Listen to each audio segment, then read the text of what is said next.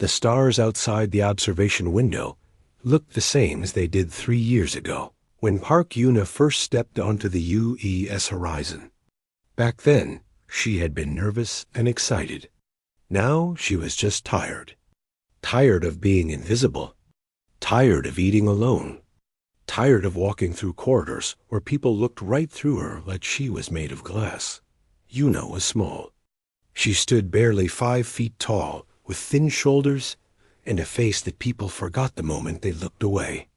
Her voice was soft, almost a whisper, and she had learned long ago that speaking louder did not make people listen. So she stopped trying. Her job was simple.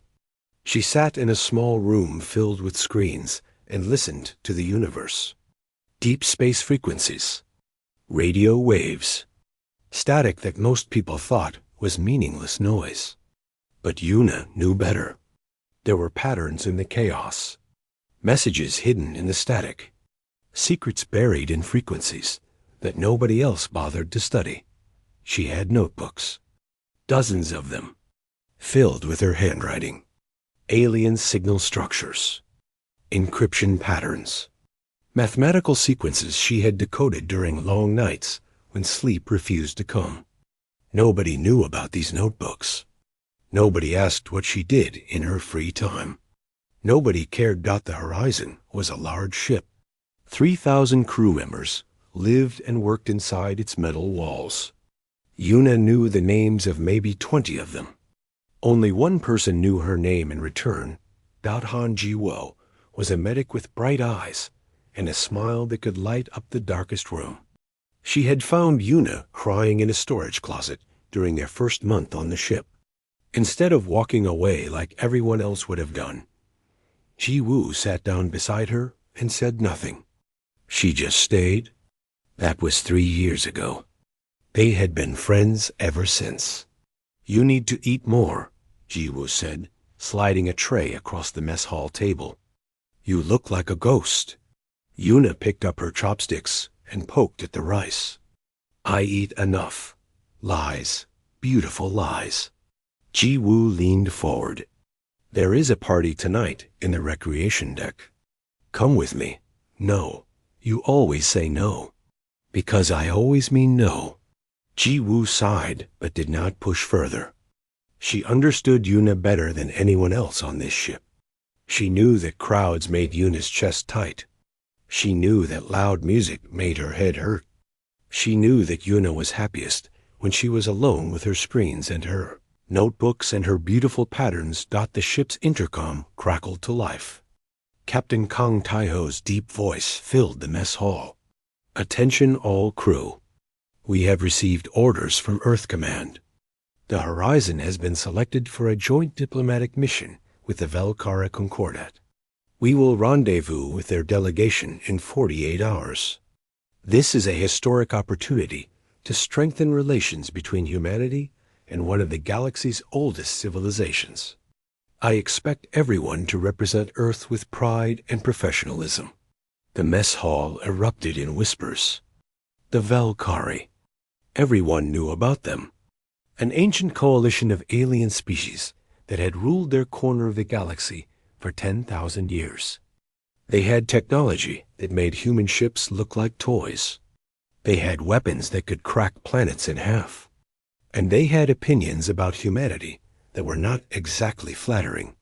"Primitive newcomers," Ji-woo muttered. "That is what they call us. I read it in a report." Yuna said nothing. She had read the same reports. She had read much more than that. The Valkyrie believed that humans had stumbled onto faster-than-light travel by accident. Lucky monkeys who had found a key they did not deserve.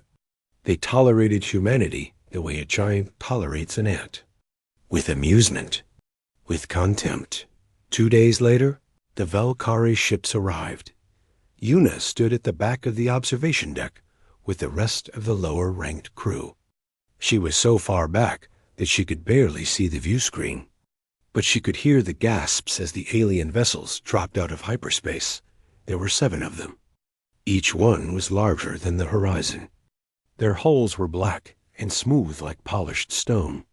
Strange lights pulsed along their surfaces in patterns that hurt to look at for too long. They moved with a grace that human ships could never match. The lead vessel opened a communication channel. An alien face appeared on the view screen, tall and thin with gray skin and 4 eyes arranged in a diamond pattern. When it spoke, its translator gave its voice a cold, mechanical quality. Humans, we are the delegation of the Velkari Concordat. We come to discuss matters of mutual interest. Prepare to receive our representatives. Captain Taiho stood at attention. We are honored by your presence. The horizon welcomes you. The screen went dark. Around Yuna, crew members whispered excitedly about the historic moment. But Yuna did not feel excited. Something cold had settled in her stomach. Something wrong. She returned to her station and put on her headphones. The static filled her ears like an old friend. She closed her eyes and listened. For hours, she heard nothing unusual. The Velkari ships communicated on open channels using standard diplomatic frequencies.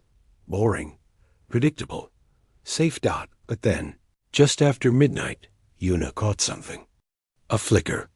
A ghost in the noise. A signal so faint that any normal operator would have dismissed it as background radiation. Yuna did not dismiss anything. She isolated the frequency. She ran it through her filters.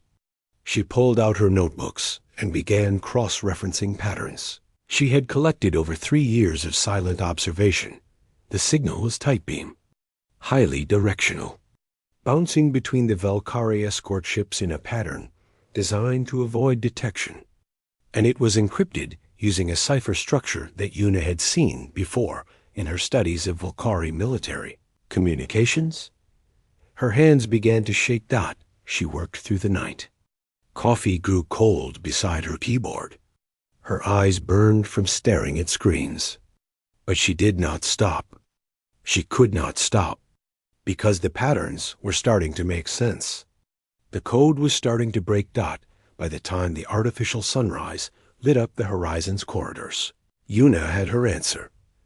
She sat back in her chair and stared at the decoded message on her screen. Her face was pale. Her heart was pounding. The Velkari were not here for diplomacy. They were here to capture the horizon, to study human technology, to take prisoners for interrogation. The peace summit was a mask. Behind it was a knife aimed at humanity's throat. And nobody knew except a quiet girl that nobody noticed. Yuna looked at her reflection in the dark. Screen, small, tired, invisible.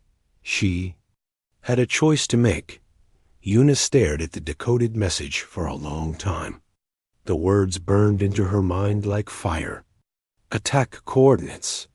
Capture protocols. A list of human officers to be taken alive for questioning. Captain Taiho's name was at the top. She should report this. That was the obvious thing to do. The correct thing. The thing any good crew member would do without hesitation. She should walk to the bridge, request an audience with the captain, and show him the evidence. But Yuna knew what would happen if she did that. First, she would have to get past Lieutenant Seo Minho. He was the chief tactical officer, a tall man with sharp eyes and a sharper tongue. He guarded access to the captain like a dog guards a bone. Yuna had seen him dismiss concerns from officers with twice her rank. She had watched him laugh at junior crew members who brought him reports he considered beneath his attention. A communications technician with a theory about alien betrayal based on decoded static. He would not even let her finish speaking. And even if she somehow reached the captain, what then? Kong Taiho was a good man, fair, honorable, but he had never spoken to Yuna in 3 years. He did not know her name. He did not know her skills. He would see a nervous girl with wild claims and no official credentials to back them up. He would smile politely. He would thank her for her concern. And then he would do nothing. The diplomatic summit was too important. Earth Command had given direct orders. Questioning the Valkyrie's intentions could damage relations that took decades to build. No captain would risk his career on the word of someone like Una. She understood all of this with perfect clarity. The system was not built for people like her. The system was built for loud voices and confident faces and impressive titles. She had none of those things. So she made her choice. She would handle this herself. Una spent the next several hours studying everything she knew about the Horizon systems. During her 3 years aboard, she had read technical manuals out of boredom. She had explored maintenance tunnels during her sleepless nights. She had learned the ship's secrets the way a child learns, the hidden paths of a forest. The Horizon's computer network was like a living thing with 1,000 veins and arteries. Data flowed through it constantly. Sensor readings, communication logs, navigation commands, weapon systems. Everything was connected, and Una knew how to move through those connections without being seen. She also knew the Valkyrie's weakness. They were old. Their civilization had existed for 10,000 years. Their technology was advanced beyond human understanding. But age brought arrogance. The Valkyrie believed they had perfected everything. They believed that younger species could never match their sophistication. This made them careless. During her studies of alien communications, Una had noticed something interesting. The Valkyrie used heavily encrypted channels for important messages, but they completely ignored low-priority frequencies, maintenance bands, diagnostic channels, the boring signals that carried routine system information. They assumed these channels were too insignificant to matter. They assumed no one would bother looking at them. Una had been looking at them for 3 years. She knew their patterns. She knew their protocols.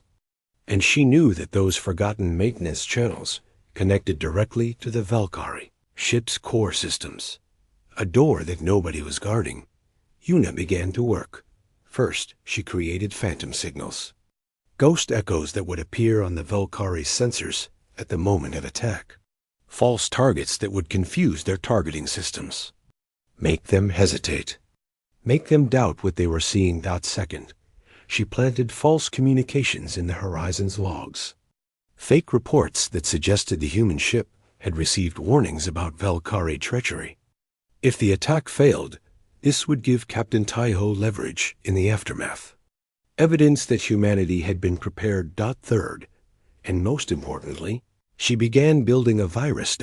It was a simple thing in concept, a piece of code that would enter the Valkyrie ships through those unguarded maintenance channels. It would hide inside their systems like a sleeping snake. And when their weapons activated, it would wake up. The virus would not destroy anything. Una did not want to start a war. She just wanted to stop one. So she designed it to create chaos, to turn the Valkyrie's own systems against them. Weapons locking on to friendly ships, engines firing in wrong directions, shields dropping at critical moments. Just enough confusion to stop the attack. Just enough damage to force a retreat. She worked in silence. Hour after hour. Day after day. The diplomatic summit continued around her. Banquets were held. Speeches were given. Captain Taiho and the Valkyrie. Commander exchanged gifts and empty promises, while Una sat alone in her small room and fought a war that nobody knew existed. Ji Woo noticed something was wrong.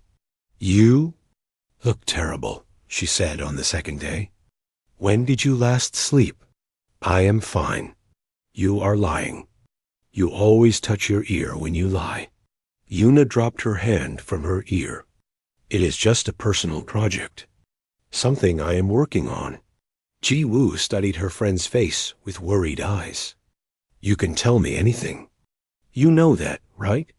"I know." Una forced a small smile. "I promise everything will make sense soon." That night, Una finished the virus. She ran it through 100 simulations. She checked every line of code. She tested it against every security protocol she could imagine. It was ready, but getting it into the Valkyrie systems would be the hardest part. She waited until the ship's night cycle, when the corridors were empty and the crew was asleep. Then she made her way to the auxiliary communication array, a small room filled with backup equipment that nobody visited except during emergencies. From there, she could access the maintenance frequency that connected to the Valkyrie flagship. Her fingers trembled as she worked.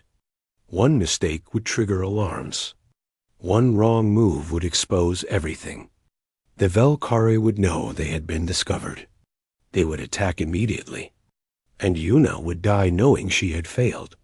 But her hands were steady when they needed to be. Years of practice had trained them well. The virus uploaded in 37 seconds. The longest 37 seconds of Yuna's life. Then it was done. She erased her traces. She shut down the equipment. She walked back to her quarters on legs. It felt like water. The trap was set.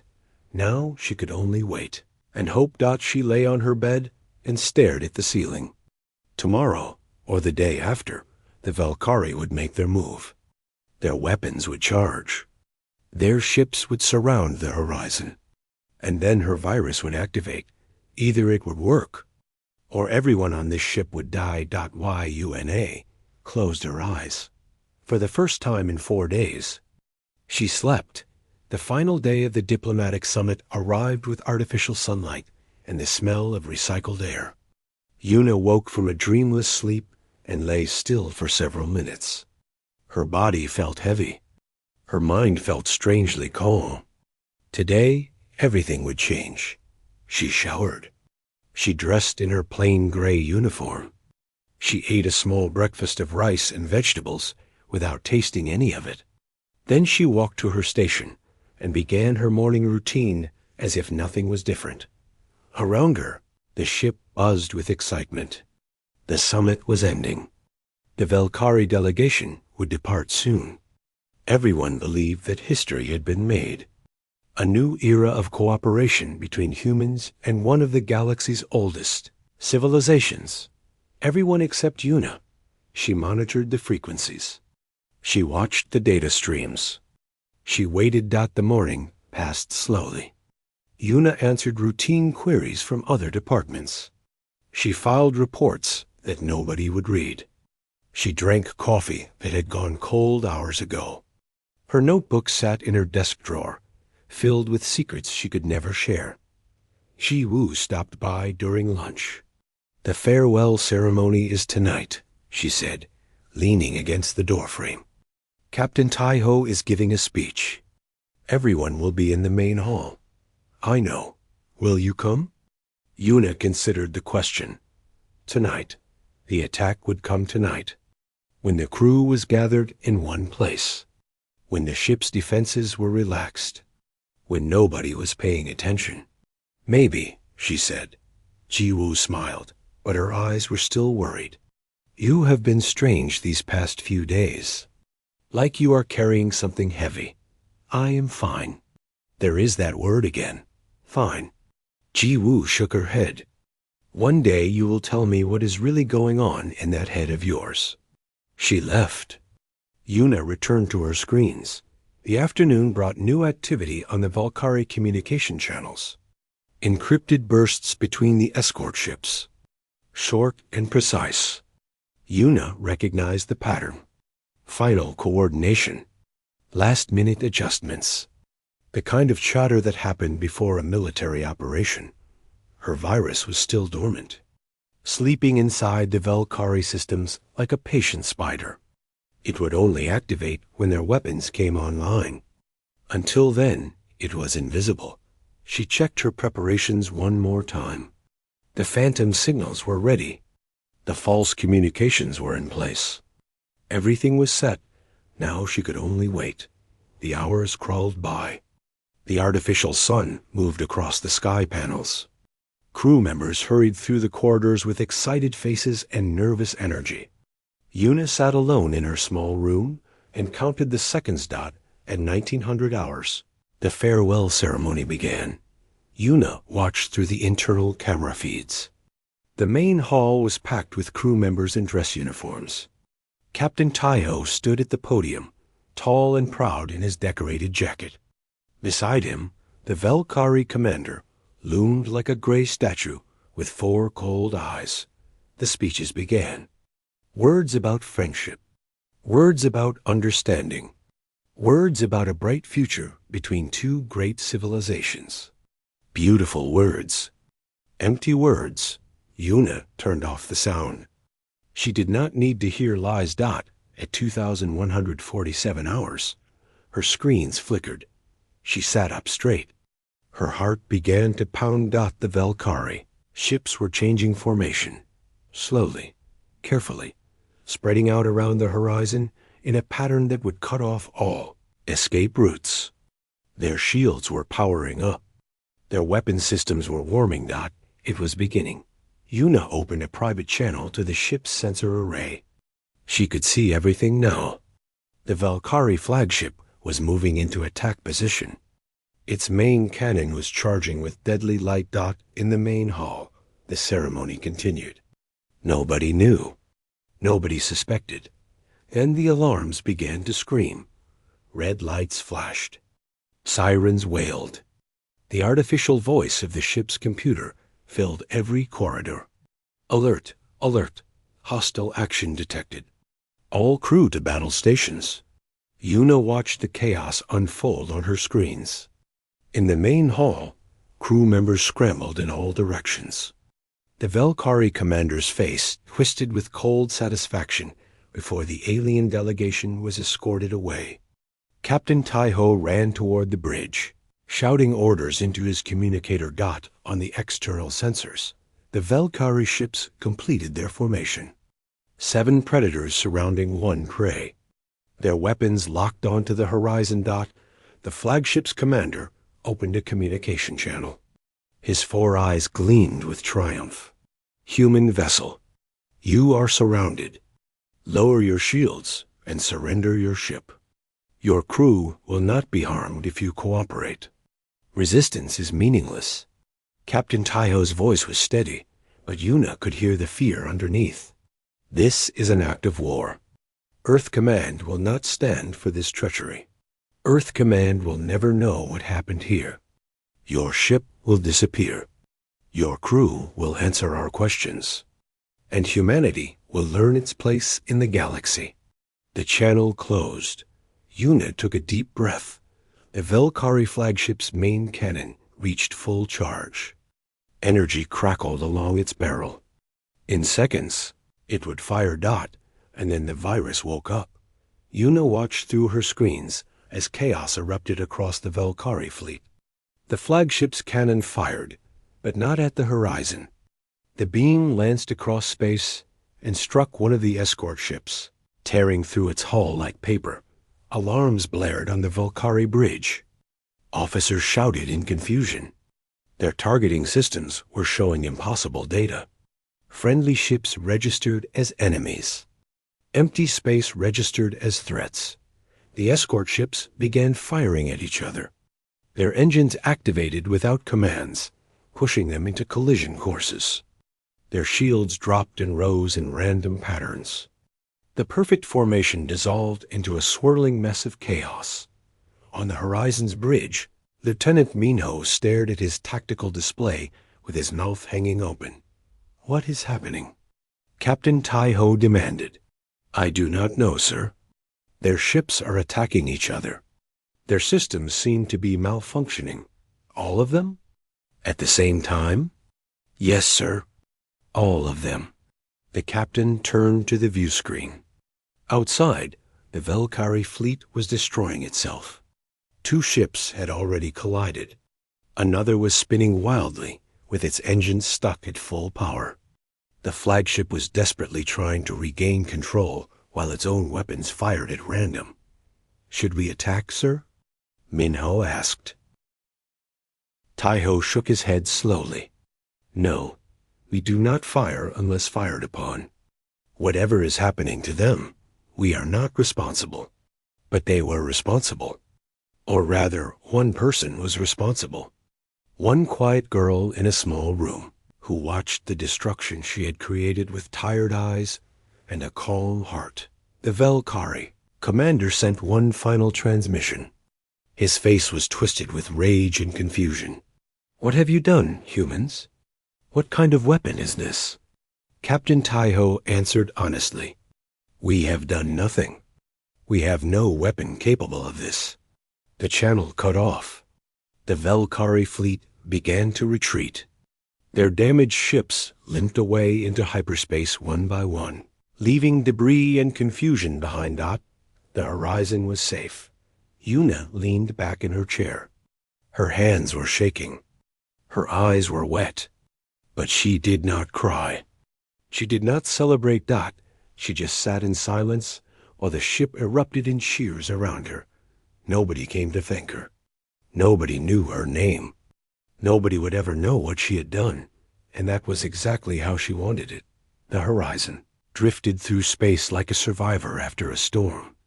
The stars outside were peaceful and quiet. Inside, the ship was anything but calm. Captain Taiho had not slept in 36 hours. He sat in his ready room with dark circles under his eyes and a cold cup of coffee in his hand. Reports covered his desk. Questions filled his mind, and he had no answers for any of them. The Valkyrie attack had failed. That much was clear. But the reason for their failure remained a complete mystery. Every tactical expert on the ship had reviewed the sensor data. Every engineer had studied the Valkyrie ship's behavior. Nobody could explain what had happened. Some kind of internal malfunction, Lieutenant Minho suggested during the morning briefing. Maybe their systems were not compatible with each other. 7 ships from the same fleet? Taiho shook his head. All experiencing the exact same malfunction at the exact same moment? That is not possible. And what is your explanation, sir? The captain had none. Earth Command had sent urgent messages demanding a full report. Other human colonies wanted to know if they were in danger. News networks across the solar system were already calling it the miracle of the horizon. Divine intervention. Cosmic luck. A sign that humanity was destined for greatness. Taiho did not believe in miracles. He believed in cause and effect. And somewhere, hidden in the chaos, there was a cause he could not see. Meanwhile, Yuna returned to her routine. She woke at the same time every morning. She ate breakfast alone. She walked to her station and monitored frequencies that nobody else cared about. The ship celebrated around her, but she did not join the celebrations. She had done what needed to be done. Now it was over. Or so she thought. 3 weeks after the incident, a message arrived from Earth. Galactic Intelligence was sending a team to investigate. Top specialists with security clearances higher than anyone on the horizon had ever seen. They wanted answers. Yuna heard about it from Jiwoo.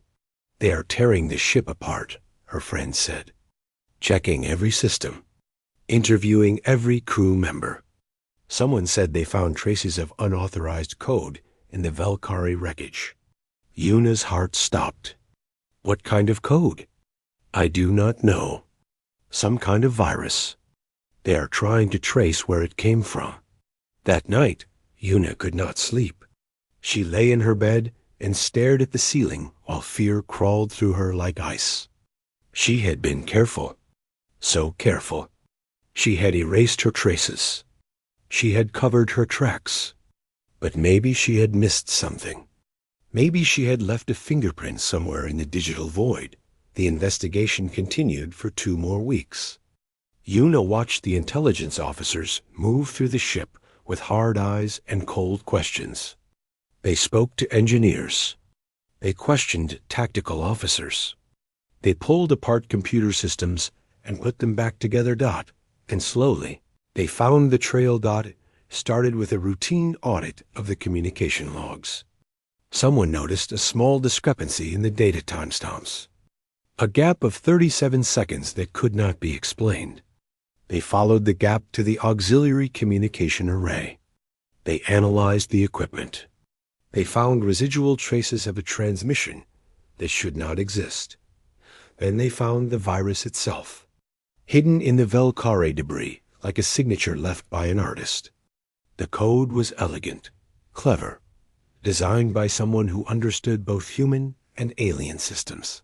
With equal skill. Someone on the horizon. Captain Taiho received the report on a quiet Tuesday morning. He read it 3 times before he could believe what he was seeing. The virus had been uploaded from his ship, from the auxiliary communication array, by a crew member with access to deep space frequencies and knowledge of alien encryption systems. There were only 47 people on the horizon with that combination of skills. The intelligence team narrowed it down to 12, then 5, then 2. Then 1. Park Yuna, communications technician. 3 years of service. No disciplinary issues. No special commendations. A perfect record of quiet, unremarkable work. Taiho looked at her file. Her picture stared back at him. A small face with tired eyes. He did not recognize her. Do we have her detained? He asked. No, sir, the lead investigator replied. We wanted to consult with you first. This is unprecedented. If she did what we think she did, she single-handedly prevented a war. But she also committed multiple violations of military protocol. Unauthorized access. Unsanctioned offensive action. Operating outside the chain of command. In other words, she saved 3,000 lives by breaking every rule in the book. Yes, sir. Taiho was quiet for a long moment. Then he stood up. Bring her to my ready room. I want to hear her side of the story. 30 minutes later, Yuna stood before her captain for the first time in 3 years. She was smaller than he expected. Her shoulders were hunched. Her eyes were fixed on the floor. She looked like a child waiting to be punished. Behind Taiho, admirals watched through holofeeds. The faces of Earth's highest military commanders, all focused on this one quiet girl. Sit down, Taiho said. Yuna sat. Her hands were folded in her lap. Her face was pale. Do you know why you are here? Yes, sir. Did you create the virus that disabled the Velcari fleet? A pause. Then, barely above a whisper, yes, sir. The room was silent. One of the admirals leaned forward, his face filling with disbelief. You did this alone? Without authorization? Without telling anyone? Yes, sir. Why? Yuna finally looked up. Her eyes were red, but her voice was steady. Because nobody would have believed me. I found the evidence. I decoded their communications. I knew what they were planning. But I am nobody. I am a technician who monitors static. If I had reported it through proper channels, I would have been dismissed. By the time anyone took me seriously, it would have been too late. So you decided to handle it yourself. Yes, sir. I solved the problem myself. Captain Taiho studied her face. He saw exhaustion there. Fear, but also something else. A quiet strength that he had never noticed before. A steel core hidden beneath a soft exterior. How did you know it would work? He asked. I did not know, sir. I hoped. I prepared. I did everything I could. And then I waited. What if you had been wrong? What if your virus had failed? Yuna's eyes did not waver. Then I would have died with everyone else.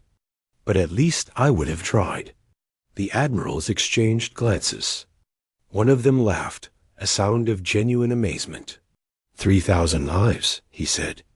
Saved by one girl that nobody noticed. Yuna said nothing. She had never wanted recognition. She had never wanted glory. She just wanted to protect the ship that had been her home for 3 years, even if that ship had never noticed she existed. The ready room fell silent after Yuna finished speaking. Captain Taiho sat back in his chair and studied the young woman before him. She was still trembling slightly. Her eyes were still red. But she had not broken. She had told her story with quiet dignity, and now she waited for judgment. The admirals on the holofeed whispered among themselves. Their faces showed a mixture of emotions: confusion, admiration, concern. None of them had expected this. None of them knew how to respond to a hero who had saved thousands of lives by breaking every rule in existence. Admiral Beak, the oldest of the group, spoke first. "Miss Park, do you understand the gravity of what you did?" "Yes, sir." "You accessed restricted systems without authorization. You launched an offensive operation against a foreign power without command approval. You operated completely outside the chain of command. Any one of these violations could result in a court-martial." Yuna nodded slowly. She had known this was coming. She had accepted it the moment she uploaded the virus. "I understand, sir." "Good." Admiral Beak paused. His weathered face softened. "Now let me tell you what else you did. You uncovered a plot that our entire intelligence apparatus missed. You developed a counter-weapon using nothing but your own skills and knowledge. You saved the lives of 3,000 crew members. And you prevented a war that could have cost millions more." Yuna blinked. She had not expected praise. "The Velkari have been humiliated," another admiral added. "Their treachery has been exposed. Every species in the galaxy knows what they tried to do. They cannot deny it because the evidence is embedded in their own systems. Your virus left a signature that proves human technology infiltrated their fleet. Because of you," Admiral Beak continued, "the Velkari have lost face. They have lost allies. They have lost the fear and respect they spent 10,000 years building. And they cannot retaliate because everyone knows they struck first." Captain Taiho leaned forward. "Miss Park, what you did was irregular. It was unauthorized. It was, by strict interpretation, illegal. But it was also necessary. And it was brilliant." Yuna did not know what to say. She had spent 3 years being invisible, 3 years being overlooked and forgotten. Now the most powerful people in human military command were looking at her with something she had never seen before: respect. "There is one thing I do not understand," Taiho said. "Why did you not tell anyone? After the attack failed, after the Velkari retreated, you could have come forward then. You could have claimed credit." Yuna thought about the question. It was something she had asked herself many times during the past weeks. "Because that was never the point," she finally said. "I did not do it for recognition. I did not do it for glory. I did it because it needed to be done. Because I could do it. Because no one else would." She looked around the room at the faces watching her. Humans are easy to underestimate. We are young compared to other species. We are small compared to their empires. We talk softly while they speak with thunder. They look at us and see primitives who stumbled into the stars by accident. Her voice grew stronger. But they are wrong. Humans do not succeed because we are loud. We succeed because we adapt. We learn. We watch and listen and wait. And when the moment comes, we act. She met Admiral Beak's eyes directly. "I am just a communications technician. I monitor static for a living. Nobody on this ship knew my name before today. But I learned things in my small room that no one else bothered to learn. I saw patterns that no one else bothered to see. And when the enemy came, I was ready." Yuna stood up. Her trembling had stopped. Her voice was clear. "That is what it means to be human. Not the strongest. Not the oldest. Not the loudest. But always ready. Always watching. Always capable of more than anyone expects." The room was quiet for a long moment. Then Admiral Beak smiled. It was a genuine smile, warm and proud. "Miss Park, on behalf of Earth Command, I want to thank you. What you did will never be fully public. The details must remain classified for security reasons. But know that your actions have changed the course of history. The Valkyrie will think twice before challenging humanity again. And it is because of you. He straightened in his chair. As for the protocol violations, they are hereby pardoned. Given the extraordinary circumstances, we believe you acted in the best interests of humanity. No charges will be filed. Una felt her knees go weak. Thank you, sir. Thank you, Miss Park. Now go get some rest. You have earned it. The hollow feed flickered off. The admirals vanished. Una was left alone with Captain Tayo. He stood and walked around his desk. For the first time, he saw her clearly. Not as a file or a name on a roster, but as a person. A remarkable person who had been hiding in plain sight for 3 years. I should have known your name, he said quietly. I should have noticed you. It is not your fault, sir. I am easy to miss. No. He shook his head. You are easy to overlook. There is a difference. And it is a mistake I will not make again. He extended his hand. Una took it. Thank you, Una, for everything. She walked out of the ready room on unsteady legs. The corridor was empty. The ship was quiet. Everything looked the same as it had for 3 years, but everything was different. Ji Woo was waiting outside her quarters. Her friend's face was a mixture of shock and awe and barely contained excitement. I heard everything, she whispered. The whole ship knows. You are famous. Una shook her head. I do not want to be famous. Too bad. You saved us all. You think people are just going to forget that? I hope so. But they did not forget in the days that followed. Crew members who had ignored Una for 3 years suddenly wanted to talk to her. They asked questions. They offered congratulations. They looked at her with new eyes. It was uncomfortable. It was overwhelming. But it was also something else. It was validation. Una had spent her whole life being invisible. She had accepted it. She had adapted to it.